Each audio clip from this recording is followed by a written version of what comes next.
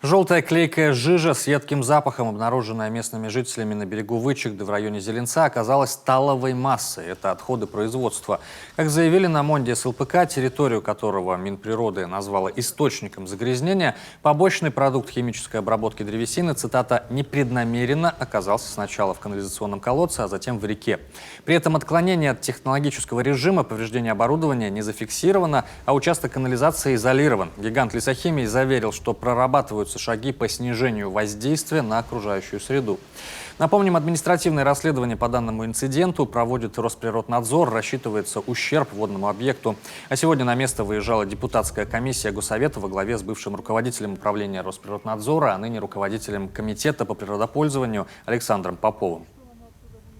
Сыктывкарская природоохранная прокуратура возбудила тоже административное производство по статье 8.5 «Сокрытие информации о нештатной ситуации». Я думаю, что в рамках этого производства будут установлены и объемы загрязняющего вещества, и возможные последствия попадания в реку, судя по всему, отходов производства талового масла, которые могли попасть при пусконаладочных работах. Сейчас инспекторы управления Росприроднадзора и работники прокуратуры работают над этим вопросом.